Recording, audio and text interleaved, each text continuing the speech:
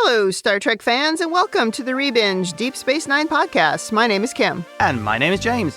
And we're watching Star Trek Deep Space Nine from the beginning, one episode at a time.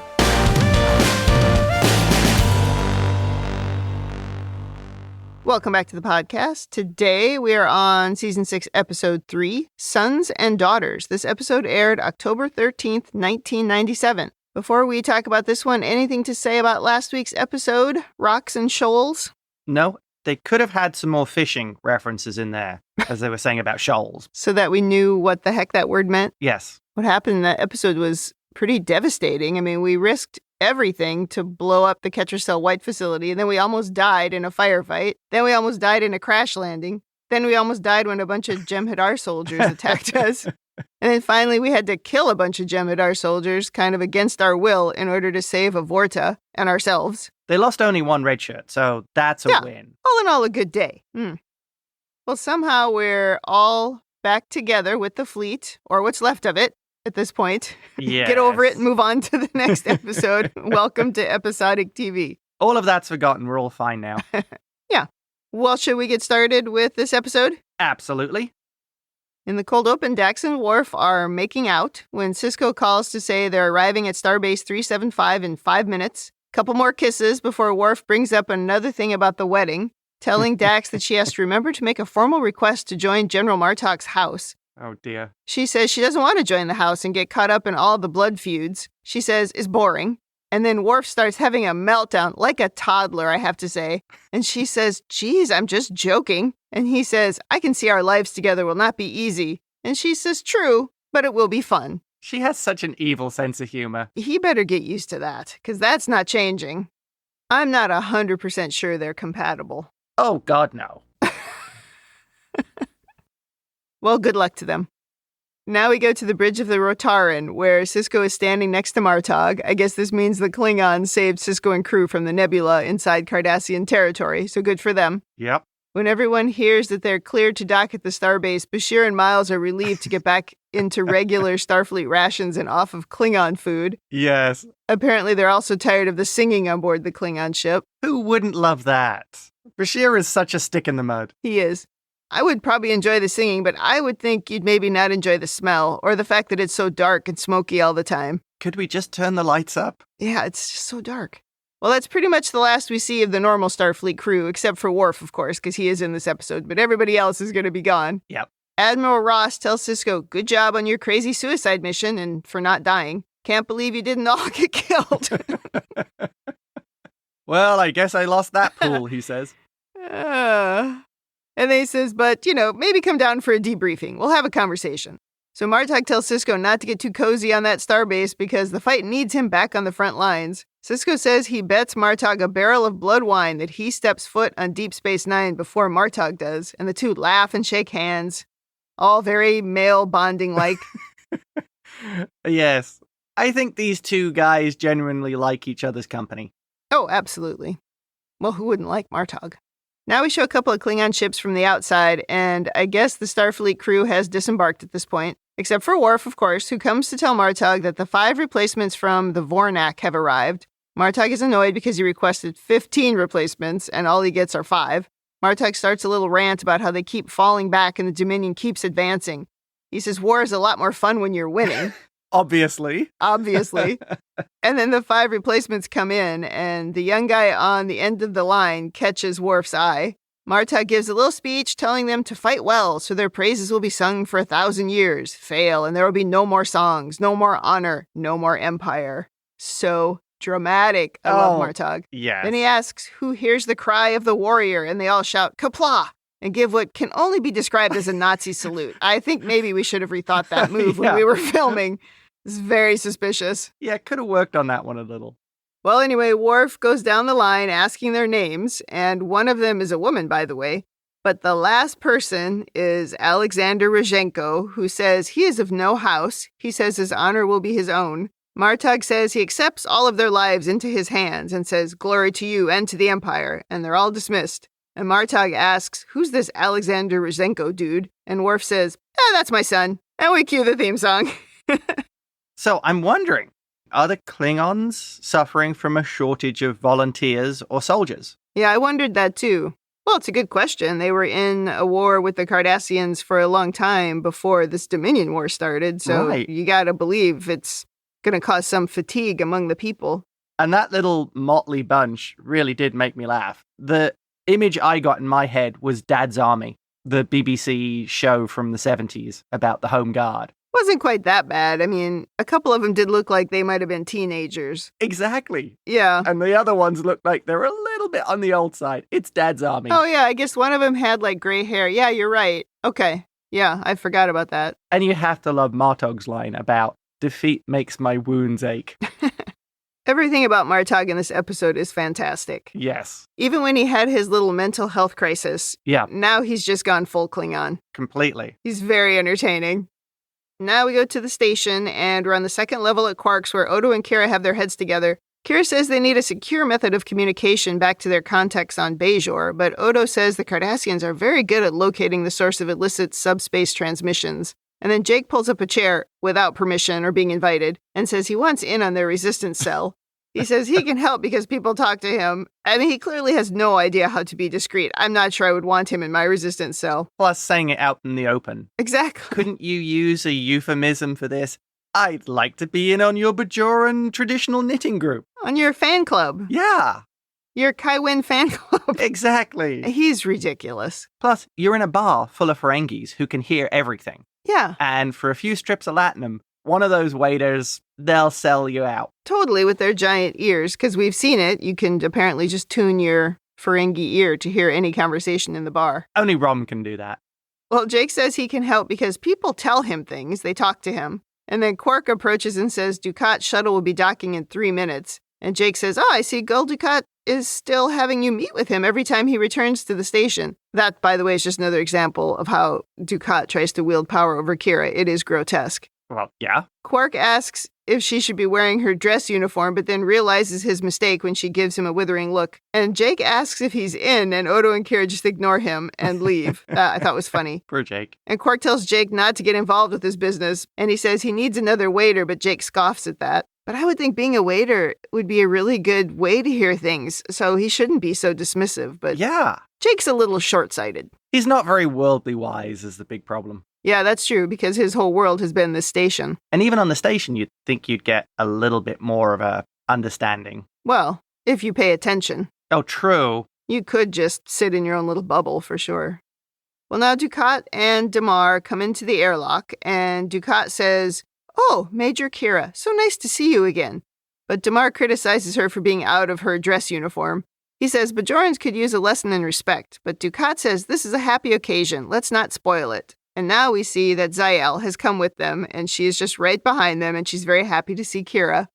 They agree to have dinner, and Kira looks very happy about this until Dukat says, Splendid, we'll dine in my quarters at 2200 hours. Ugh.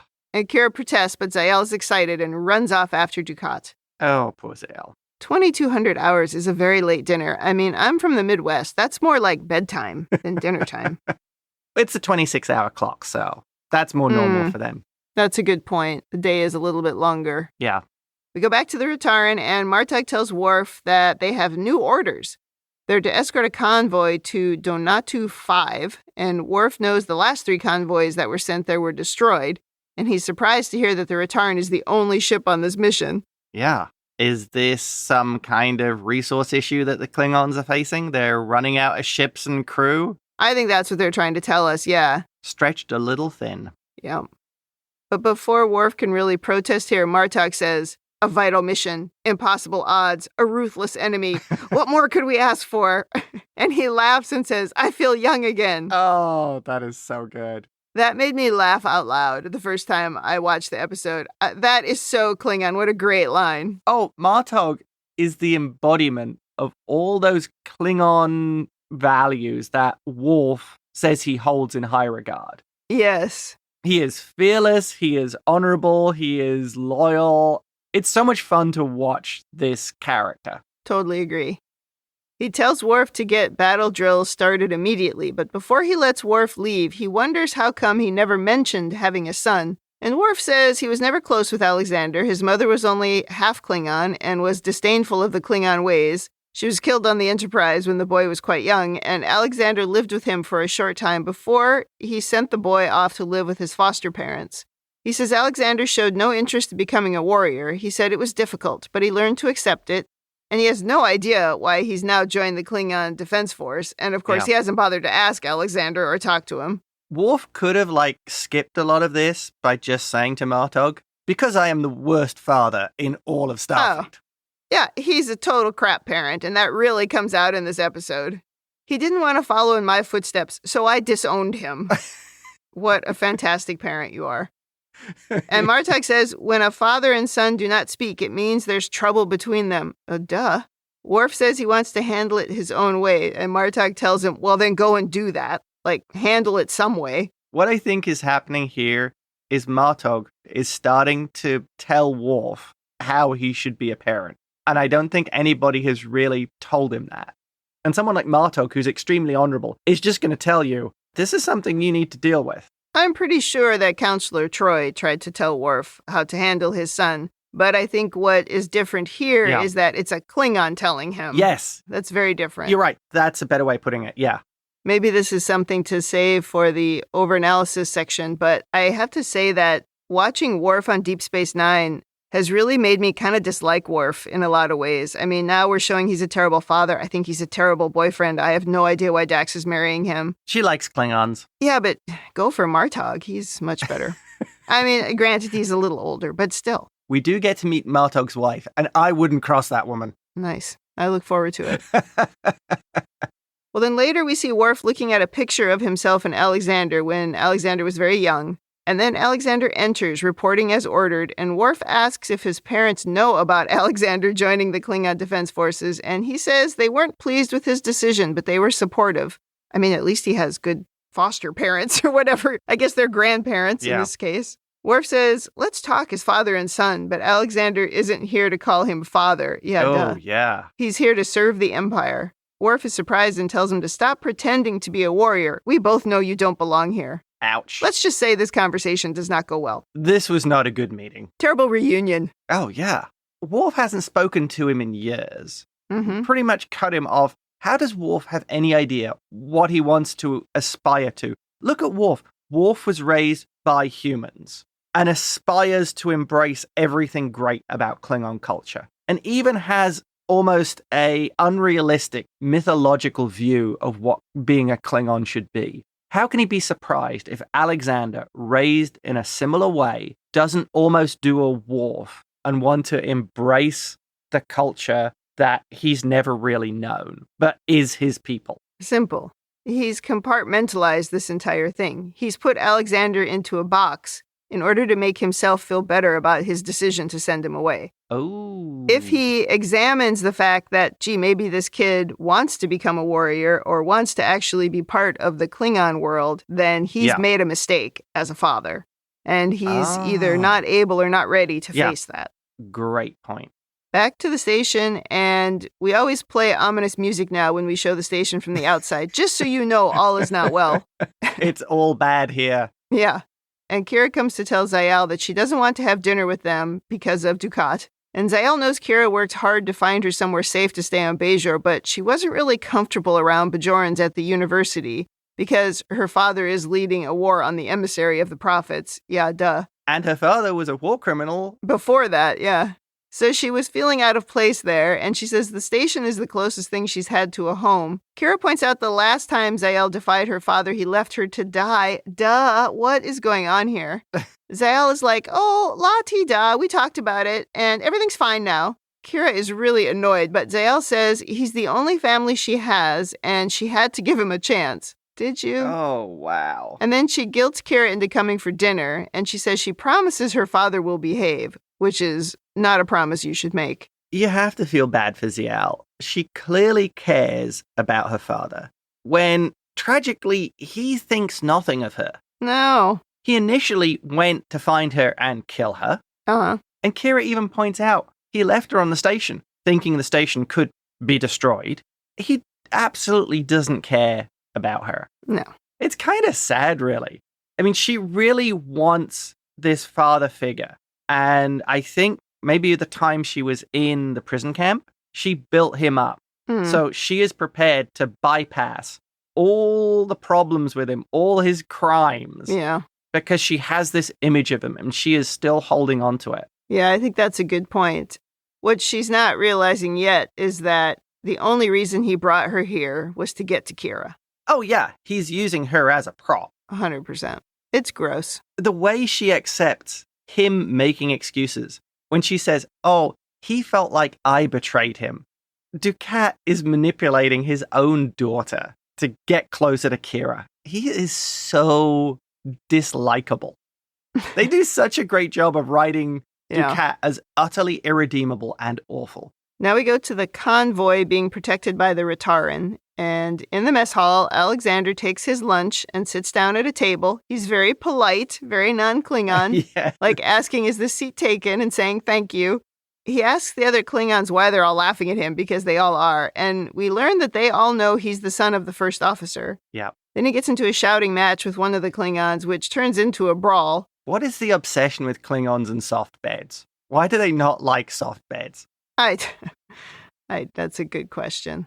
In the brawl, the kid does get one good shot in, cutting the other guy's arm, but Worf steps in and stops any retaliation by punching the other guy in the face and humiliating his son, I have to say, in front of the other Klingons. Yeah. When he tells everyone to get back to their stations, one of the other Klingons asks if he's going to fight the Jem'Hadar for his son, too. Ouch. Bad move, Dad. Yeah. I think I'm going to be doing most of my overanalysis as we go through this episode, because I assume here, if you're a new crewman on a Klingon ship, you would be much more vocal. You would take your plate and you would sit down on this seat and make an announcement, this is now my seat.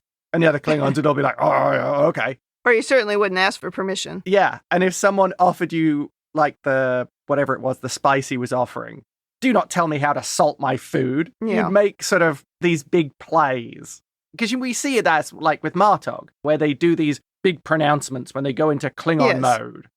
And you would sort of be playing the game and the rest of the crew would go, oh, yeah, okay, yeah. He's just a normal Klingon dude. We're good. Except he's part human and he was raised by humans. Yes. Yeah. And I think that's maybe his lack of understanding of how you would behave in Klingon situations.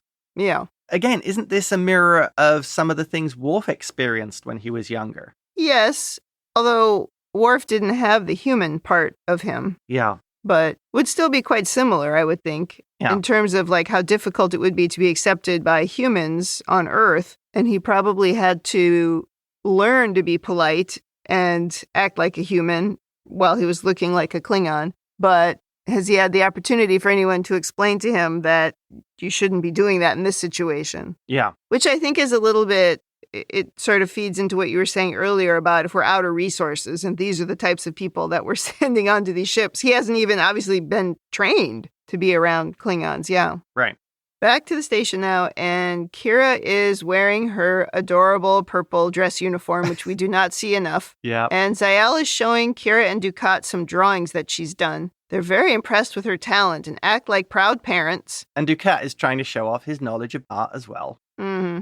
Ziyal says she has an opportunity to display her art at the Cardassian Art Institute, and she feels like it's a chance to show that Bajorans and Cardassians look at the universe in the same way. She feels it's a way to bring people together. You know, the way non-soldiers and non-jerks think that conflicts can be resolved with normal human things. It's very naive. And Ziyal goes to get dessert, and Kira is stuck alone with Dukat. They agree they've never seen her so happy before. And Dukat points out that the two of them seldom see eye to eye, but he knows she cares about his daughter, and for that, he's grateful. He's like 10 out of 10 creepy here. He's creepy to me all the time. There's never a time when he's not creepy. Back to the convoy. Martok doesn't like the waiting involved in convoy duty. He heard about the fight in the mess hall, and he's annoyed that he didn't hear about it from his first officer. He says it's not easy to stand aside and watch someone injure your son. Worf was worried that the other Klingon would kill his son, but Martok is like, he might have knocked him around a little, but he wouldn't have killed him. This is very Klingon. He would have only thrown him off the second level of the promenade. That barely hurts. Exactly. He tells Worf he has to teach his son to survive, not fight his battles for him. But how would Worf know? He spent no time as a father. Yeah. Then they get called to battle stations and rush to the bridge. On the bridge, Alexander says there's a Jem'Hadar attack ship approaching, and Martok calls for it to be put up on the screen, but when the screen is turned on, there's nothing there. Alexander says the Jem'Hadars launch 2 torpedoes, and they raise shields and brace for impact, but nothing happens. And everyone just looks at each other, and Worf realizes that Alexander is still running the battle simulation on his console, and there is no Jem'Hadar ship. Oops. Everyone looks around, and Chetarg, who's the guy from earlier in the brawl in the mess hall, tells Alexander to keep a close eye out for other hostile simulation programs, and everyone laughs. Worf does not like seeing his son as the butt of a joke. Oh, no. But how much training does he actually have? 20 minutes on the simulator and going, they're ready, just go out and fight. Yeah. Because it seems like this would be a pretty easy thing to have happen to you. Yeah. Martok does point out the crew does seem to have accepted him. He made a fool of himself in this situation, but they sort of laughed it off. Yeah, he stops Worf from doing anything about it, and he quietly says, Alexander will never make that mistake again. And he says, it's better that we're too ready than not ready enough. Yeah. When Chetarg then slaps Alexander's shoulders and says, you're keeping us on our toes, they all laugh, including Alexander. But even though this is where Martok tells him, look, they've accepted him, but Worf is worried that he's being accepted as the ship's fool. He has no sense of humor, Worf. He's just so grim all the time. Right. I almost look at this to an extent of something like he's the apprentice here. Right. He's going to make messes of things. And the experienced crewmen, the people who fought in battles, they're going to have a laugh at his expense, providing nobody gets hurt. And as Martok said, he's not going to make that mistake again. Yeah. I think Worf might be a little bit obsessed with image. Yeah. It's reflecting on him, and he's worrying too much about how his image is impacted by this, rather than, is this just a normal piece of a crewman in a Klingon ship? Well, his image is only going to be impacted if he continues to act like a moron in these situations. There is that, yes. Yeah. Now we go back to the station, and Dukat is making a speech to a group of Cardassians and Bajorans, which finishes with him saying, Cardassia's gift of 15 industrial replicators to Bajor ushers in a new age of cooperation and understanding between our people. I wonder if these were some of the ones that Eddington stole, because he stole 12 of them. Oh, maybe. The Cardassians added 3, and really these are Federation ones. Could be. Just wipe the blood off them, they'll be fine. Oh, jeez. He continues with his speech. Hand in hand, we'll march into a new era of peace and prosperity as Dominion allies. Ugh, that is gross. Oh, dear. The Cardassian and Bajorans in the room clap. Everybody except for Kira, that is. Yes, very noticeably, she just sits there. And then Dukat dismisses the group, but makes Kira stay behind. It seems the Cardassian Institute of Art has decided to exhibit 3 of Ziyal's drawings, and he's hosting a party later for her, and he invites Kira. Oh, yes. I'm sure Dukat had no direct involvement in that decision. Oh, no, I'm sure. It was all on merit. As Kira says, the busy life of an interstellar despot. Yeah, I like that. Now we go to Worf trying to show Alexander how to fight in hand-to-hand combat situations. But like a terrible parent teaching a kid to drive, he just tells him absolutely everything he's doing is wrong. Yeah, maybe there's a training officer on the ship. Maybe there's someone who could actually do a good job at it. He's just like, no. Oh, I'd just be so angry at him. I'm thinking the guy that Alexander had the fight with earlier would probably be better. He'd probably help. Yeah. Alexander wonders if Worf will just send him away again. Ooh. Worf says the Jem'Hadar will cut him to pieces, and Alexander says, well, then I'll be dead and you'll be happy. He tells Worf to leave him alone, and Worf leaves. Oh, that was terrible. Is this because of Alexander, or would Worf be this bad with any other Klingon? It's because it's Alexander. Okay. Absolutely. I think he would always be annoying like that, of just telling somebody that they were doing everything wrong. Yeah. But he's overly concerned about every misstep, and rather than giving advice on how to do something better, what he's trying to do here is make a point. See, you're not cut out to be a warrior. You told me you didn't want to be a warrior. Again, he's very busy trying to prove himself right. Yes. Rather than trying to help him become better at something. It's a mess. Agreed. Back to the station, and Damar brings a package for Kira from Gul Dukat. And she opens it to find a fancy purple dress. When she holds it up in front of herself in the mirror, she realizes that she's letting Dukat manipulate her. She marches to Dukat's quarters and gives the box back to him. He says, don't you like the dress? And Kira says, the dress is fine. I don't like you. And Dukat says, no, there's a bond between us. And she says, that's only in your mind. You're an opportunistic, power-hungry dictator, and I want nothing more to do with you. He says Ziyal would be very disappointed to hear you say that. I don't think she'd be surprised, though. Again, he's using Ziyal. Yeah. And then Kira says she'll get over it. He calls her Nerys here and asks her to sit down, but she just leaves. And then when Ziyal comes out from the other room, Dukat pretends like the dress was really for her all along. Yep. There's a lot of things about this scene that upset me, but let me tell you, maybe the dumbest part of this is that there is no way on Earth that Ziyal and Kira are the same size. Kira is like size 0. There's other things that I'm going to bring up later. Okay. But, it's so dumb. I'll leave the dress analysis to you then, Kim. Another thing you see here is the sort of pettiness of Dukat, how he made Damar go and deliver the dress to Kira. Yeah, he's an ass on so many levels. Yeah, right. Back to the Rataran, and Alexander is training by himself, but he drops his batleth just as Martok enters. Oh, dear. And Martok is just basically watching how bad he is with the weapon, and he picks it up and places it back on the wall. Alexander says he needs more practice, but Martok wonders why he's on his ship. He wants to know what is in your heart. And when Alexander asks if this is something he asks every new crew member, Martok says he doesn't need to. He looks in their faces and he knows the answer. He can see when Klingon warriors have answered the call of Kalis. Oh, wow. He knows Alexander doesn't hear the warrior's call, and he asks again why he's here. Alexander doesn't want to answer, and Martok says he's just like his father, stubborn and tight-lipped. And then when Alexander claims to be nothing like Worf, Martok says the only difference is I need him and I don't need you. Ouch. Yeah.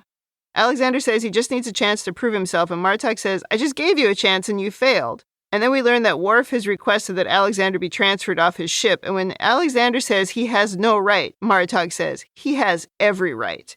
And he tells Alexander to collect his gear. Martok is so good here. Oh, he's great. When Alex tells him he wants to fight for the Empire, and Martok replies with, that's a slogan, not an answer. Just great dialogue from Martok, and he sees right through Alex. Yeah. Do you think he knows the truth that Alex is here because of his father, to throw what his father's done in Worf's face? Well, I'm here, you need to deal with me. Well, I don't know. Did he really request to be on Worf's ship? Or did this happen by accident? We never really cover that. Oh, I made the assumption that he requested to be on that ship. Yeah, maybe. But he didn't even really know, because he hadn't talked to Worf. How would he even really know where he was? Well, Worf is still a Federation officer. Yeah, I guess his parents might know. But with no contact with Worf, he wouldn't have any idea what was going on. So I don't know. I don't know the answer. Yeah. I kind of wish they told us. It would have been nice, but it does leave it open for overanalysis. And for some headcanon. Yeah. Well, now Alexander, of course, goes to Worf, and he puts a dagger into the table in front of him. And Worf says, you're fortunate that I'm your father. If you challenged anyone else like that, you'd be dead. But Alexander says, if you want me off this ship, you're going to have to kill me. Worf doesn't want to do that, of course. He says he wants to help him. Alexander says, all you've ever done is send me away. And Worf says, this is what you told me you wanted. Which is so dumb because it may have been what he told him he wanted, but it was when he was a child. He hasn't talked to him since then. Not a good justification, no. This is such a bad look for Worf. I mean, Oh my goodness. I've lost a lot of respect for him. Well, anyway, Alexander says, I'm not the kind of son you wanted, so you pretended that you had no son. Exactly. Right. You haven't even tried to contact me for 5 years. He says, you abandoned me. Yeah, and he says, you never accepted me. Yeah, it's a very bad look for Worf. It is so depressing. And it's not because he has done something really terrible. It's just because he didn't want to be Worf. Yeah. It's like when anybody's child doesn't want to be them or go into their family business or whatever. Do you disown them? I mean, I suppose people do, but oh my gosh. As you should. Okay. Oh my gosh. This is not a parenting podcast. No. That is not a serious answer. Yes. You've always supported whatever the cats have wanted to do. Yes. And you've never supported Pinky wanting to be fed at 3 o'clock in the morning. No, I'm very unsupportive of that move. That is very true. But I didn't disown her. I still let her stay in the house. It's come close, though. Oh, yeah, it has good. Well, only at 3 a.m. I'm completely irrational when somebody wakes me up from a dead sleep. That is not my fault. Well, just then, Martok calls for battle stations, interrupting their fight. And after the ad break, we see Jem'Hadar ships firing on the convoy. Oh, yeah. Shields are at 60%. The Rataran gets hit, and there's an explosion, sending Alexander flying, but he's okay. Well, Martok's ship takes out one of the Jem'Hadar, but there's another on the tail. Some great space battles here. Oh, yeah, and Worf is distracted as Alexander climbs to his feet, and then we learn there's a plasma leak on Deck 5, and Martok tells Worf to get it under control before they lose the entire deck. And Alexander tells Worf he can seal the leak, but Worf sort of hesitates and doesn't want to send him, and you're not really sure if it's because he thinks he's incompetent or because he's worried about his safety. Yeah. But then Chitarik says he'll go with him because it's at least a 2-person job, and Worf nods in agreement. Yeah, Alexander volunteered without pausing for it. He did. That seemed like a very brave Klingon kind of thing to do. Yeah, I don't think he's not brave. Yeah. Eventually, we destroy the remaining enemy ships, and Worf asks for permission to leave the bridge, which is granted, just as alert status is reduced. And down on Deck 5, we find that the impulse injector has been sealed, but Alexander is trapped in a corridor because after they sealed the leak, Alexander was putting tools away and accidentally tripped the emergency lockdown, locking himself in. They eventually get the door open and Alexander comes out, and Worf says, "You locked yourself in," and everyone laughs, but they stop laughing when Worf looks at them. And he tells Alexander to come with him, and they leave. That whole scene I thought was quite weird. Okay, over-analysis point. Having Alex here, I think actually was a real benefit, because he volunteered immediately. Right. And Chitarik saw this and said he'd go with him. Yeah. I think if the new kid, the apprentice, is like, oh yeah, I'll totally do this, you'll see the old hands maybe go, well, I'm not going to be upstaged by this guy, especially for the Klingons if honor is important. You're like, well, I'm not going to leave all the honor for him on his own. If the kid's going to do it, I'll go as well. So it could be that, yeah. You could almost see it as an advantage here of it would inspire some of the other crew. If he's going to do that, then I need to do it as well. Okay. Klingon headcanon.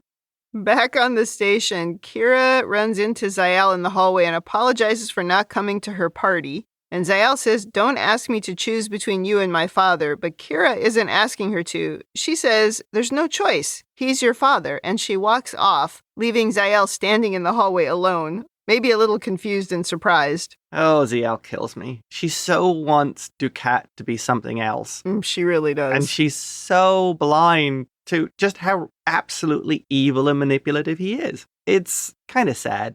You know, we've talked before about how they'll show these two really opposing points of view about something in these stories. Yeah. And I hadn't thought about the fact that we're seeing such a difference between the way Ziyal is looking at her father and Alexander is looking at his father. It's actually quite interesting, where one of them is being transparent and open, but is just not good at being a parent. Right. And the other one is just being so horrible and manipulative, and that one's kid is continuing to worship him and look at him in a completely unrealistic way. Right. It is very interesting. I guess the thing you could say about Worf in this situation is he's at least honest. Yes, exactly. Yeah. He doesn't want Alexander in his life. And like you said, he wants him boxed up away somewhere else that he doesn't have to worry about. Unless he can control him and he can be exactly what he wants him to be. Yeah. And Dukat is a little like that. He wants Ziyal to be what he wants her to be, but he's more manipulative and more of a salesperson, more willing to lie about it to get his way and kind of maneuvers her into the situation he wants. Well, I don't think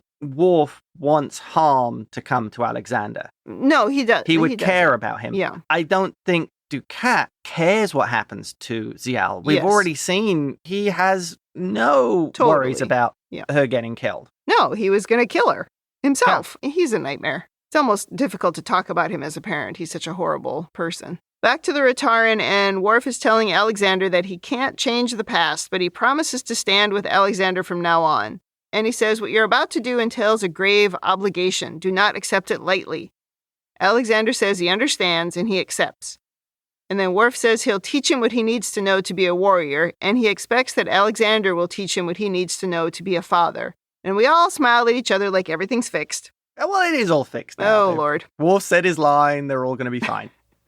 You know, I think it would be a lot harder for Worf's side of that bargain. My boss and I laugh a lot of times at work about how, well, we had one conversation, that's fixed. We solved that problem. And that's what this reminded me of. Oh, one positive conversation happened. Everything's fine. We're good. Now we have a little ceremony where Martok gives Alexander a new little badge for his uniform, and Alexander is accepted into the house of Martok. Oh, well, we have a very formal Klingon ceremony. Yes. Well, it's funny because they do this whole, like, blood brother thing with a dagger where they cut the blood on their hands and they burn it and whatever. And that's how you get hepatitis. It's so true. And what's funny to me about this with the Klingon daggers is it has to be really sharp to just cut your hand like that, right? Yeah. Yet for some ridiculous reason, we're always grabbing it by the blade.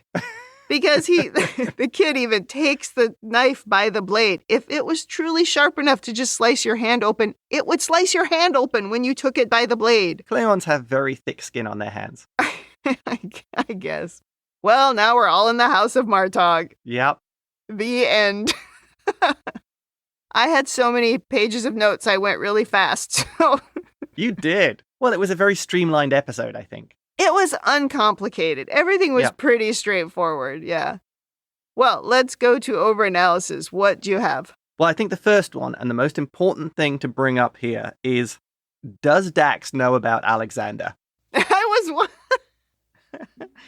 I was wondering the same thing. Is that going to be a conversation later? You never mentioned you had kids before.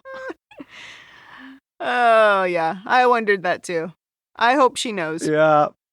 Next thing is, so we see here Alex seems very unprepared for Klingon combat. I assume the Klingons don't do a lot of training because they make the assumption that you would have learned all these things by the time you're of an age that you can serve in the military. So their training would be very lax or none at all, because you should know all these things. You should be a warrior by the time you're an adult. Yeah, and it's something I would imagine would be a normal part of family life, right? Yeah. But he wasn't raised in a normal Klingon family. Have you done your Batlath practice today? Right. But Worf makes a good point. He's not prepared for this because he never showed any interest as a kid. Yeah. But, gee, my father also abandoned me and didn't help me learn these things. Ouch. Ugh, Worf. Yeah, Worf does come off so badly in this. He really does. He is no father of the year. No. Mm-mm. I mean, I'd take him over Dukat, but that's not saying much. That's a pretty low bar. The bar's not even off the ground for Dukat. Yeah. Next thing. Yeah.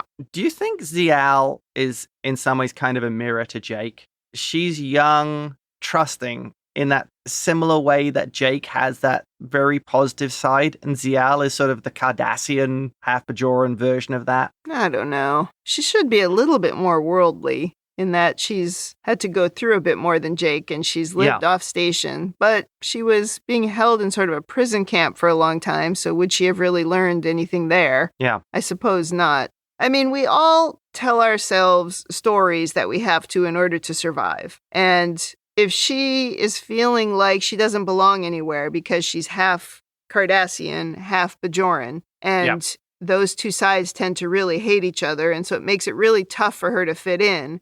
And the only place she's managed to feel like she fit in was on the Station of Misfits. Oh. She said it felt like home. Right. So I think she is just spending a lot of time telling herself a story. Yeah. Like, this is my father. He is my family. I'm sure it's fine. I'm sure he'll change. Yeah, he's not changing. Oh, and I wonder if that also ties into that whole thing about the Cardassians telling themselves that family is so important. Think of the children. Yeah. And for her from a distance, she might believe that lie. Yeah. Ugh. She needs to learn a little bit more about her father, because there are a lot of stories she could hear that might change her opinion. Just get the Bajorans to give her a copy of his war record. Or ask Sisko any of the things that he did to the Cardassian kids, remember? They weren't even his kids, and he was terrible to them. Yes. Separating them from their parents just so that he could manipulate the parents. He's a total nightmare. How old do you think she's supposed to be, by the way?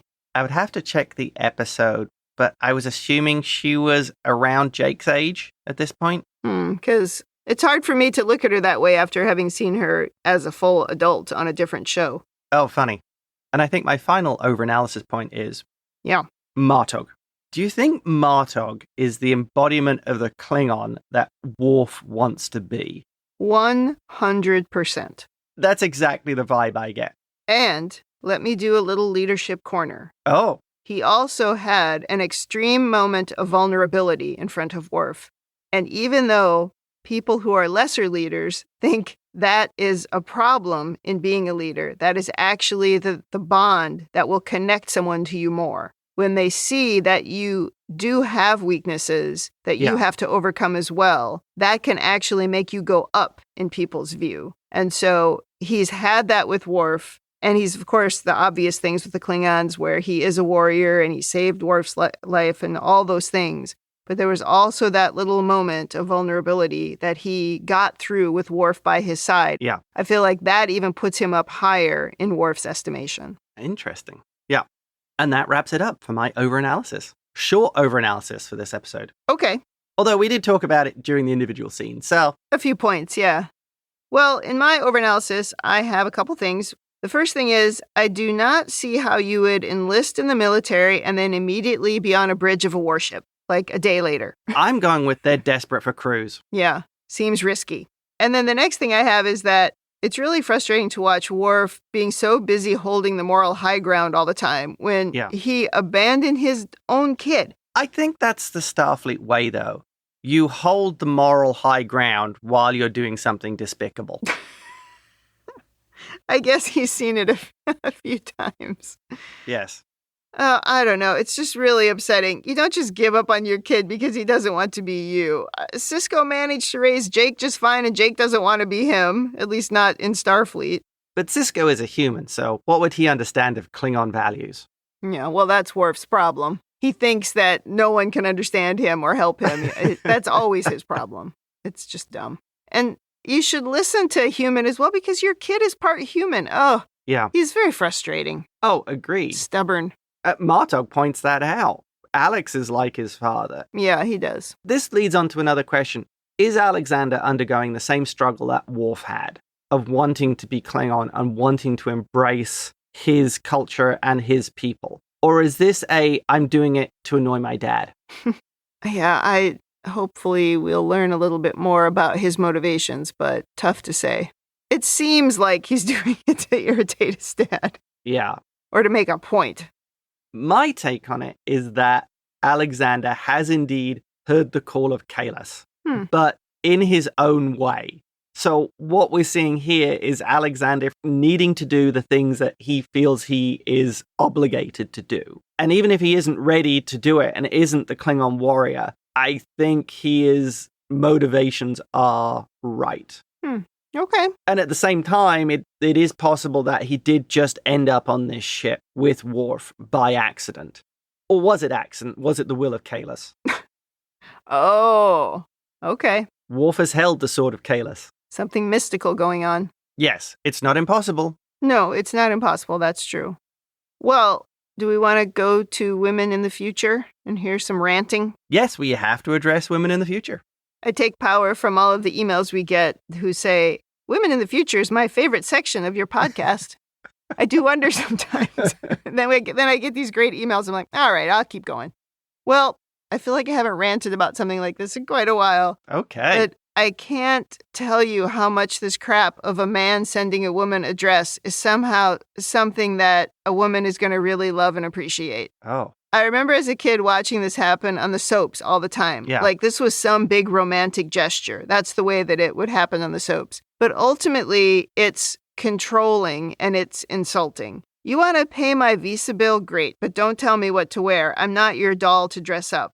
Also, there's this other maybe crazy side of it, but the implication that a man can just pick something perfect out that will fit a woman is complete insanity. Women's clothing, it's a mess to find the right size. And to just, magically think that, you can just pick something out and it'll be perfect. It's insulting. It's really annoying. I mean, what's mixed in there, I guess, is that sizes for women are all over the place and clothes are cut in irregular ways. And it's bad enough having to shop and try to find sizes that fit. But it's really insulting to say, but if a man picked it out, it would fit perfectly first time, which is why it annoyed me so much. for Dukat to just go, oh no, now this is your dress. You can't just transfer a piece of clothing to another person and have it fit magically. That's not how it works. I'm just going to point out as well, Garak is not on the station. Yeah. So who's making these good dresses? Totally. Exactly. He had to order it from Space Amazon. And yeah, it's just some generic dress. And of course, the Dukat-Kira thing continues to be really upsetting. He's endlessly harassing her in her work environment. And while I get that the work environment is now different with the Dominion being in charge, is not exactly what she should have been getting with Starfleet there. But to have this hanging over her head all of the time, it's frightening. It's humiliating. It's horrifying. I can't believe they continue to make her put up with it. She should just leave the station and not be a part of this. I can't see any reason why she would stay there, even if the emissary asked her to. It's completely demeaning, and I don't understand it at all. And then there's Ziyal. My note says, Ziyal is a moron. Oh, That's like my whole note. I want to like her, but she's like, oh, we talked about it and everything's fine. No, get some therapy. Your father's a nightmare. mass murdering nightmare. Horrible. Kira summed it up earlier when she called him an interstellar despot. Yes, she did. Kira has his number. Oh, yeah. It's ridiculous to think that for even a moment she would have thought, oh, this is lovely. I can wear this dress sent to me by Dukat. No, that never happened. Stupid. Just to bring up a point about Dukat and the dress, do you think he was doing this because that's how relationships work for him? He wants to control the woman, tell her how she should look, how she should dress. It's part of that controlling depravity that is Dukat. Well, yes, that's entirely possible. If you think about it, if she actually had worn the dress and gone to the party in that dress, that would have been kind of a big win for him. He would have really thought, I've got her in my web. Yeah. I think him sending her the dress is not what bothered me, because I think that is a gross thing that he would have done. This is how, kind of what you're saying there. This is how you get women. You tell them what to wear because they want you to be strong and make decisions for them. Yeah. It's all that baloney. That's not true. What annoyed me was the scene where Kira was like, oh, look at this dress, and she puts it up. She should have opened that package and gone, yeah, right, and sent it back. Yeah. I always hate it when they show her being tempted by things that I don't think make any sense for her to be tempted by. Yeah, I see what you mean. Yeah, I don't think I expressed that quite correctly, but yes, that's what I was trying to say. When I get mad, I lose my point sometimes. You wouldn't be influenced by whatever a megalomaniac mass murderer would do. No. When they're trying to do something that they think is romantic, it's actually just gross and horrifying. It's hard to disagree with that. All right, well, that is it for Women in the Future. So let's go to rating. Thumbs up, thumbs down, or neutral. What is your rating? I give this a thumbs up. I like the episode. I like seeing Alexander and Worf trying to resolve their differences. Worf comes off terribly in this. Yes. And the Dukat storyline is tragic. He is awful, and she so wants him to be something he's not. Yeah. And she's so blinded to it. But it absolutely gets a thumbs up for storytelling. Well, I give it a thumbs up, too. I think it's a very good episode. There's lots of little layers to it. And once I realized the link between the parent and the father, and of course, what's the title? Sons and Daughters. I should have figured that out from the beginning. But it took me a minute to get there. Right. But once I got there, I did like that. I would love to give a thumbs down to every episode that Dukat is in, because I think that character's disgusting and I don't like to watch it. But overall, I like this part of the story. I mean, the rest of it, I guess, is what I was enjoying. I could have done without the Dukat part of the story completely and just had the Worf part, and it would have been just as good. I guess what I'm trying to say is more Martok, less Dukat. That's what I need in my life. That's good advice, I think, for anything. Yes. All right, that wraps up Season 6, Episode 3. Come back next week for Episode 4. In the meantime, if you'd like to send us your own overanalysis of this or any episode, or if you just want to say something nice, you can email us at rebingeit@gmail.com, or you can tweet us at rebingeit. We're also on Instagram and YouTube at Rebingeit. You can check us out on talkthroughmedia.com, where you can leave feedback for individual episodes, and you can listen to all the other podcasts in our network. We also are part of a Patreon, patreon.com/Star Trek TTM. And that Patreon is meant to be for all of the podcasts on the Talk Through Media Network. Thanks for joining us on the Rebinge Deep Space Nine podcast. That's it for me. And that's it from me.